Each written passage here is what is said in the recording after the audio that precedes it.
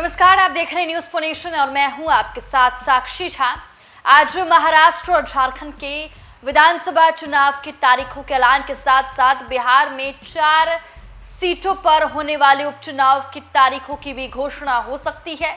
दरअसल आपको बता दें कि झारखंड और महाराष्ट्र विधानसभा चुनाव की तारीखों की घोषणा आज 3:30 बजे चुनाव आयोग कर सकता है।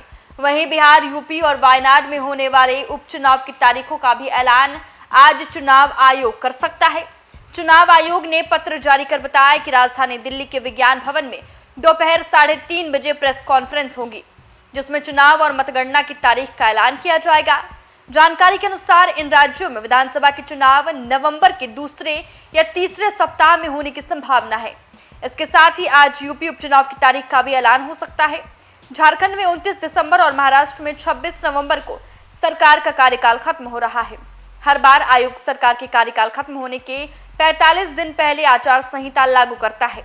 हालांकि महाराष्ट्र सरकार के कार्यकाल के लिहाज से देखें तो अब सिर्फ 40 दिन ही शेष बचे हैं। सूत्रों के अनुसार झारखंड में 5 चरणों में चुनाव होने की संभावना है। महाराष्ट्र में चुनाव एक ही चरण में आयोजित किए जाने की संभावना है।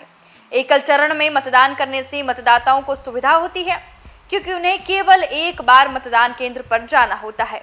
महाराष्ट्र में सिंगल फेज वोटिंग होने की संभावना जताई जा रही है, जबकि झारखंड में 5 फेज में चुनाव संभव है। वहीं बिहार, यूपी और वायनाड में होने वाले उपचुनाव की तारीखों का ऐलान भी आज चुनाव आयोग कर सकता है। संभावना है कि चुनाव आयोग आज विधानसभा चुनाव की तारीखों के साथ ही उपचुनाव की तारीखों का भी ऐलान कर सकता है। दरअसल आपको बता दें कि बिहार विधानसभा की 4 सीटें तरारी, रामगढ़, बेलागंज और इमामगंज पर कभी भी उपचुनाव की डुगडुगी बच सकती है। महाराष्ट्र में सिंगल फेज वोटिंग होने की संभावना जताई जा रही है, जबकि झारखंड में 5 फेज में चुनाव संभव है। वहीं बिहार, यूपी और वायनाड में होने वाले उपचुनाव की तारीखों का ऐलान भी आज चुनाव आयोग कर सकता है। संभावना है कि चुनाव आयोग आज विधानसभा चुनाव की तारीखों के साथ ही उपचुनाव की तारीखों का भी ऐलान कर सकता है।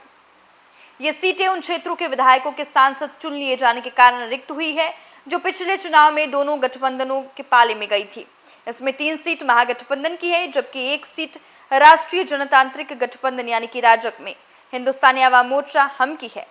खास बात यह है कि भले ही अभी चुनाव आयोग की ओर से विधिवत उपचुनाव की घोषणा नहीं हुई है, लेकिन दोनों गठबंधन की ओर से अंदर खाने चुनावी तैयारी में प्रत्याशियों के साथ दल के दिग्गज भी जुटे हैं।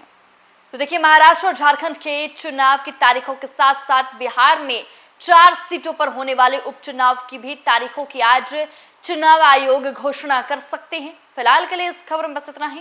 आप देखते रहें न्यूज पोनेशन।